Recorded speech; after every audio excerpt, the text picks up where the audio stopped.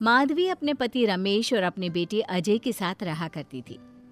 अजय का बचपन से एक ही सपना था कि वो अपनी आगे की पढ़ाई यूएसए में पूरी करे और इसीलिए वो यूएसए पढ़ाई करने के लिए चला जाता है। 3 साल बाद जब वो अपनी पढ़ाई पूरी करके आता है तो अपने बेटे के आने की खुशी में माधवी उसकी पसंद के कई तरह के पकवान बनाती है और जब घर की डोरबेल बजती है तो माधवी अपने पति रमेश को कहती है, लगता है मेरा अजय आ गया है, आप यहीं बैठना, मैं दरवाजा खोलती हूँ। माधवी जल्दी से जाकर दरवाजा खोलती है तो दरवाजे पर अजय के साथ एक लड़की को देखकर वो अजय से पूछती है, ये कौन है बेटा? माँ, ये ग्रेटी है। हम दोनों यूएसए में साथ ही पढ़ते थे और अब ग्रेटी इस घर की बहू है। क्या बहू? अरे बेटा, तूने शादी कर ली और बताया भी नहीं। कम से कम अपनी माँ को बता तो देता कि तू अपने साथ इस घर की बहू लेकर आ रहा है। मैं बहू के आने की कुछ तैयारी तो कर लेती। कोई बात नहीं बहू, यही रुक, मैं अभी तेरे लिए पूजा की थाल लेकर आती हूँ। मॉम, आप अपनी ये फॉर्मेलिटीज बाद में पूरी कर लेना।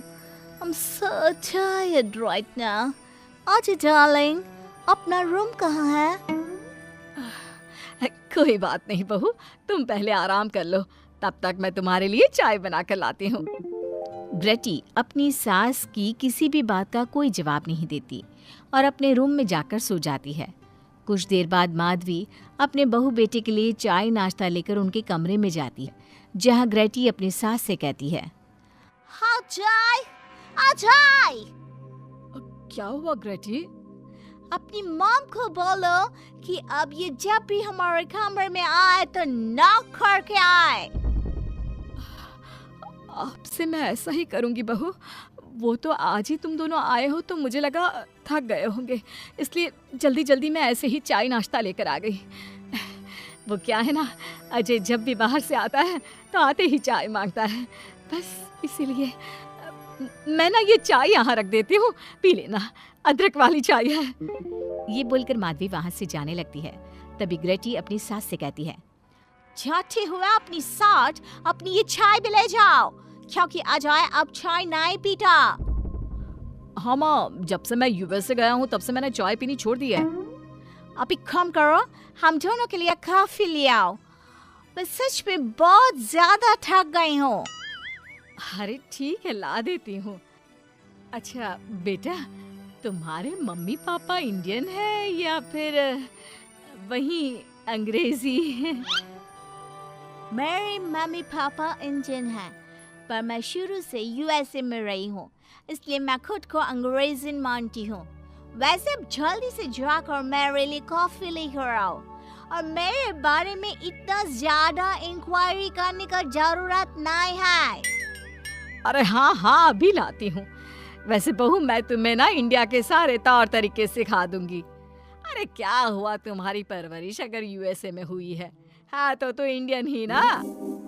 आपसे ज्ञान नहीं मांगा है, अब कुछ देर के लिए हम दोनों को अकेला छोड़ दो प्लीज, हाथ छोड़ता है। अपनी बहू की बात सुनकर माधवी वहां से चली जाती है। माधवी का उतरा हुआ चेहरा देखकर रमेश माधवी से कहता है, हमने इस नालायक को बाहर पढ़ने के लिए भेजा था और इसने क्या किया, बाहर से अंग्रेजन बहू उठाकर ले आया। माधवी, तुम बहुत भोली हो, पर मैं नहीं। ये लड़की हमारा घर तोड़ देगी, हमसे हमारे अजय को दूर कर देगी। देखा, आते ही कैसे रोब झाड़ रही है, जैसे तुम इस घर की नौकरानी हो। तुम उसको बोलो कि तुम इस घर की मालकिन हो और उसकी सास हो, वो वही करे जो तुम कहोगी। अरे आप बेकार में ही गुस्सा हो रहे हैं। बहू यूएसए की है, यहाँ नई नई आई है, उसको यहाँ के तौर तरीके नहीं पता और वो मुझे अपनी माँ मानती है, तभी तो अपने नखरे दिखा रही है। वैसे भी ना बहू बेटी दोनों बराबर ही होती है। माधवी, कौन सी बेटी अपनी माँ से ऐसे बात करती है जैसे तुम्हारी बहू कर रही है? मैं बस तुम्हारे कहने पर चुप हूँ, वरना मैं अपने बहू बेटों को आज ही घर से निकाल देता। ये कहकर रमेश वहां से चला जाता है। ऐसे ही कुछ दिन बीत जाते हैं और ग्रेटी अपनी बेचारी भोली भाली सास पर अत्याचार करती रहती है। ग्रेटी अपना सारा काम अपनी सास से करवाती और उसी को भला बुरा सुनाती। ऐसे ही एक दिन माधवी कपड़े धो रही होती है और ग्रेटी माधवी को सताने के लिए अपने सारे कपड़े लाकर उसे देती है और कहती है, मॉम्स, ये मेरे कुछ कपड़े हैं, जरा इन्हें भी धो दो। इतना बोलकर ग्रेटी तैयार होकर घर से जाने लगती है। तभी माधवी उससे कहती है, बहू, आज तुम्हारे ससुर के दोस्त के घर में एक छोटी सी पार्टी है। उन्होंने सह परिवार बुलाया है। मैं चाहती हूँ कि तुम और अजय भी आज हमारे साथ वहाँ चलो और आज ना साड़ी पहनना। मॉम, अभी मैं क्लब जा रही हूँ। रात को मुझे टाइम मिलेगा तो आपके साथ चली जाऊंगी, पर साड़ी बारी नहीं पहनूंगी। ये कहकर ग्रेटी वहाँ से चली जाती है। शाम हो जाती है। सब ग्रेटी के घर आने का इंतजार करते हैं और इस वजह से कोई भी पार्टी में नहीं जा पाता। इंतजार करते करते रात के 12 बज जाते हैं। 12 बजे रात को ग्रेटी नशे की हालत में जख्मी घर आती है। अपनी बहू के सर और हाथ पर लगी चोट देखकर माधवी परेशान हो जाती है और जल्दी से फर्स्ट एड का बॉक्स लाकर अपनी बहू के सर पर पट्टी करती है। एक माँ की तरह प्यार करते हुए वो अपनी बहू से कहती है, बहू, तुझे चोट कैसे लग गई बेटा? मैं घर आ रही थी, एक बाइक वाले से मेरी टक्कर हो गई। कोई बात नहीं बेटा, कल सुबह होते ही तुझे अपने फैमिली डॉक्टर के पास ले जाऊंगी। अच्छा, अब तू ना आराम कर, मैं तेरे लिए अभी हल्दी वाला दूध लेकर आती हूँ। माधवी, मैंने तुम्हें पहले ही समझाया था, ये अंग्रेजन हमारे घर के लिए ठीक नहीं है, पर तुमने मेरी एक नहीं मानी। अब देख लो, आज इस अंग्रेजन बहू की वजह से सारे मोहल्ले में हमारी नाक कट गई है। आज सब हम पर हंसते हैं और ये सब कुछ तुम्हारी वजह से हुआ है, तुम्हारी छूट की वजह से हुआ है।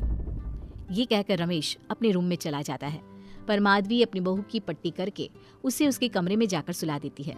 अगले दिन माधवी ग्रेटी को लेकर अपने फैमिली डॉक्टर के पास जाती है, जहां ग्रेटी देखती है कि उस डॉक्टर की बहू ने साड़ी पहनी है और एक संस्कारी बहू की तरह घर में पूजा पाठ करके अपने सास ससुर के पैर छूकर उनका सुबह सुबह आशीर्वाद लेती है। डॉक्टर की बहू को देखकर ग्रेटी को अपना बर्ताव याद आता है और उसे एहसास होता है कि वो अपनी भोली और मासूम सास के ऊपर कितना अत्याचार करती है, पर फिर भी माधवी सबसे लड़कर हमेशा उसका साथ देती है। ये सब देखकर ग्रेटी को पश्चाताप होता है और कुछ देर बाद वो दोनों दवाई लेकर घर आती है। जब माधवी ग्रेटी को दवाई खिलाने के लिए उसके पास जाती है तो, मॉम, मुझे माफ कर दीजिए, मैंने कभी भी आपके प्यार को नहीं समझा, आप पर इतना अत्याचार किया, आपकी बेइज्जती की, आपसे घर का सारा काम करवाया।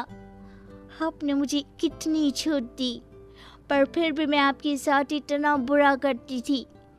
और आज जब मैं नशे की हालत में चोट खाकर घर आई तो भी आपने मुझसे कोई सवाल नहीं किया, उल्टा आपने मेरा साथ दिया, मेरी सेवा की। आज जब मैंने डॉक्टर की बहू को देखा घर का काम करते हुए, अपने सास ससुर की सेवा करते हुए, तब जाकर मुझे एहसास हुआ कि मैं कितनी रॉन्ग थी। लेकिन जिन होकर भी एक बहू के कर्तव्य से दूर रही और आपके ऊपर अपनी अंग्रेजी का रौब झाड़ती रही। मुझे माफ कर दीजिए सासू माँ। बेटा, अक्सर बच्चों से गलतियां हो जाती है। ऐसे भी सुबह का भूला अगर शाम को घर आ जाए तो उसे भूला नहीं कहते बहू।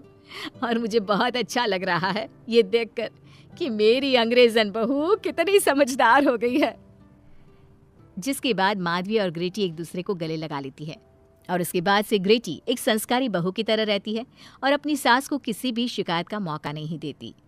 अपने सास ससुर की बहुत अच्छे से दिल से सेवा करती है।